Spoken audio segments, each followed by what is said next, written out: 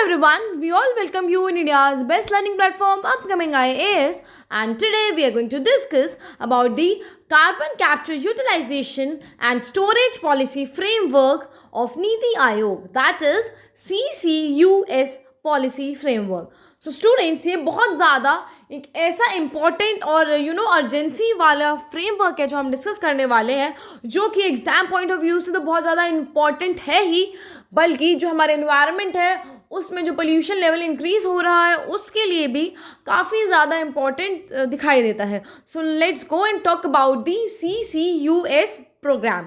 Okay and students, जब मैं अभी CCUS बोलूँ ना, इसका मतलब यही है कि that carbon capture utilisation and storage policy framework.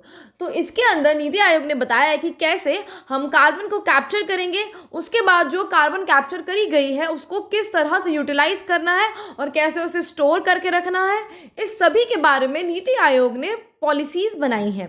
And आपको पता है कि हमारे कुछ ऐसे सेक्टर्स हैं जिनमें से जो कार्बन डाइऑक्साइड है उसके एमिशन को रोकना या फिर उसके एमिशन को रिड्यूस कर पाना काफ़ी ज़्यादा मुश्किल है. तो इसीलिए ही उन सेक्टर्स को बोला गया है हार्ड टू एबेट सेक्टर्स. उनमें फिर क्या करा जाएगा, उसका क्लाइमेट चेंज वो लोग बहुत ज़्यादा कर रहे हैं, एनवायरनमेंट को बहुत ज़्यादा पोल्यूट कर रहे हैं, बहुत ज़्यादा एनवायरनमेंट जो है डिग्रेड हो रहा है. आपको पता है कि हमारा कितना ज़्यादा टेम्परेचर जो है वो इंक्रीज़ ही करता जा रहा है, कितने ज़्यादा हमारी जो इक्वालिटी है ना इंडेक्स, वो कितना ज़्यादा बहुत ज़्यादा ही बढ़ता जा रहा है, बहुत ज़्यादा हमारी एयर क्वालिटी है वो डिटोरिएट होती जा रही है, इतना ज़्यादा पोल्यूशन है.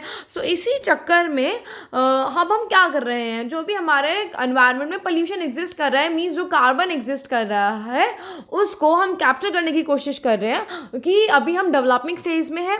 और आपको पता है डेवलपिंग फेज में तो बहुत ज़्यादा पोल्यूशन होना नॉर्मल है, क्योंकि वो सभी कंट्रीज़ ने किया है जब जब उनका जो डेवलपमेंट वाला फेज था. और इसका मतलब ये नहीं है कि हम भी बहुत ज़्यादा पोल्यूशन करेंगे. अगर हम भी बहुत ज़्यादा पोल्यूशन करते हैं तो फिर भाई हम रहेंगे कहाँ, अगर हम इतना ज़्यादा एनवायरनमेंट को पोल्यूट कर देंगे, ना साफ़ हवा होगी, ना साफ़ पानी होगा, ना रहने के लिए जगह होगी, तो फिर आप ज़िंदा कैसे रहोगे. ठीक है, तो फिर आपके सर्वाइवल पे क्वेश्चन उठेगा. इसीलिए ही हमें अपने इकोनॉमी को, अपने काम को और अपने एनवायरनमेंट को साथ में लेकर चलना है. और क्योंकि अगर हम जो पोल्यूशन हो रहा है उसे रोक नहीं सकते, उसके एमिशन को कंट्रोल नहीं कर सकते, तो एटलीस्ट रिड्यूस तो कर सकते हैं. दूसरी बात, रिड्यूस भी नहीं हो रहा तो जो भी कार्बन हमारी जो इंडस्ट्रीज़ हैं वो एमिट कर रही हैं, फिर उसको कैप्चर किया जाए ताकि हमारे एनवायरनमेंट में से जो ग्रीन हाउस गैसेस बढ़ी हैं या फिर जो एनवायरनमेंट पोल्यूटेंट्स बढ़े हैं हम उसको कंट्रोल कर पाएँ. इसी सब के पीछे जो गवर्नमेंट का थिंक टैंक है उसने फ्रेमवर्क दिया है. और स्टूडेंट्स, यहाँ से भी क्वेश्चन आ सकता है कि गवर्नमेंट का थिंक टैंक कौन है. सो वो है नीति आयोग. मीन्स एक ऐसा टैंक जो गवर्नमेंट के हिसाब से या फिर गवर्नमेंट के बेसिस पे चीज़ें सोचता है, चीज़ें एनालिसिस करता है, फिर आप सभी लोगों को उसके बारे में बताता है. तो CCUS पॉलिसी के अंदर हम डीकार्बनाइजेशन करने वाले हैं. मीन्स वो सेक्टर्स जिसमें से कार्बन एमिशन जो है उसको रोक पाना है, फिर उसको रिड्यूस कर पाना वो मुश्किल है, हार्ड टू एबेट सेक्टर्स हैं, उसमें हम डीकार्बनाइजेशन करेंगे. मीन्स जो कार्बन एमिट हुआ है उससे क्या करेंगे, कैप्चर कर कर रखेंगे. और यही रिपोर्ट ये आपको बताती है कि ये जो CCUS पॉलिसी है ये बहुत ज़्यादा इंपॉर्टेंट होने वाली है ह्यूमन पर्सपेक्टिव से भी. एनवायरनमेंट पर्सपेक्टिव तो है, ह्यूमन के पर्सपेक्टिव से भी, क्योंकि जब आप कार्बन को सबसे पहले बात कैप्चर करोगे, ओके, फिर उसे स्टोर करके रखने के लिए, उसके बाद उसे यूटिलाइज करने के लिए, इन सब के अंदर ना बहुत ज़्यादा अपॉर्चुनिटीज़ हैं जो इंडिया के यूथ के लिए हैं और इंडिया के मार्केट के लिए हैं, जिसमें आप इन्वेस्ट कर सकते हो.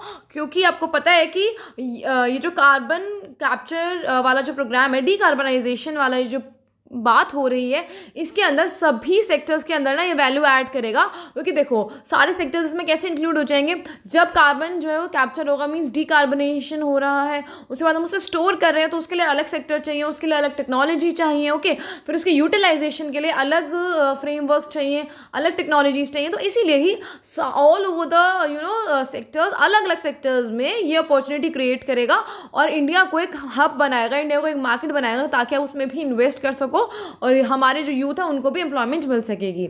और इससे स्टूडेंट, नीति आयोग ने टेक्नोलॉजी की जो इम्पोर्टेंस है हमारे एनवायरनमेंट के लिए भी और हमारी लाइफ में, उसको बहुत ज़्यादा हाईलाइट किया है। क्योंकि आप ये सारा जो प्रोग्राम है, मतलब उस कार्बन को कैप्चर करना, उसे स्टोर करके रखना, उसके बाद उसे यूटिलाइज करना, ये सारा का सारा वर्क एक टेक्नोलॉजी से ही हो सकता है। इसीलिए जो लोग कहते हैं ना कि भाई पॉवर्टी जो है, वो अनएम्प्लॉयमेंट जो है, हंगर जो है, वो तो आप लोगों से इरेडिकेट हो नहीं रही, और आप लोग R&D करे जा रहे हैं, और आप लोग स्पेस वगैरह में या फिर टेक्नोलॉजीज़ में इतना ज़्यादा फोकस कर रहे हैं। तो स्टूडेंट, उन सब का भी जो सोल्यूशन है वो टेक्नोलॉजी से ही आएगा। ओके, तो इसीलिए ही टेक्नोलॉजी पे फोकस करना बहुत ज़्यादा इंपॉर्टेंट होता है। रिसर्च और डेवलपमेंट में इन्वेस्ट करना, इनोवेशन में इन्वेस्ट करना, वो बहुत ज़्यादा इंपॉर्टेंट होता है। वही चीज़ नीति आयोग ने भी यहाँ पे हाईलाइट करी है कि टेक्नोलॉजी की क्या इंपॉर्टेंस है आज के सिनेरियो में। एंड स्टूडेंट्स, वही बताया गया है इस रिपोर्ट के अंदर भी कि कैसे जो डिफरेंट सेक्टर्स हैं उनके अंदर इंटरवेंशंस होंगी, मीन्स उनमें वर्क आएगा, उसमें काम आएगा, ताकि ये जो CCUS पॉलिसी फ्रेमवर्क है इसको एप्लीकेबल करा जा सके ग्राउंड लेवल पे। ओके, और जैसे मैंने आपको बताया कि ये एम्प्लॉयमेंट जनरेशन करने वाला है, वो भी सिग्निफिकेंट एम्प्लॉयमेंट जनरेशन करने वाला है, क्योंकि इस रिपोर्ट ने बताया है, और आप इसको एग्जाम में कोट भी कर सकते हो कि according to NITI Aayog reports, आप ये बता सकते हो कि जो हम 2050 तक कार्बन कैप्चर करने वाले हैं, कितना करने वाले हैं, तो 750 MTPA हम इतना कार्बन 2050 तक कैप्चर कर लेंगे।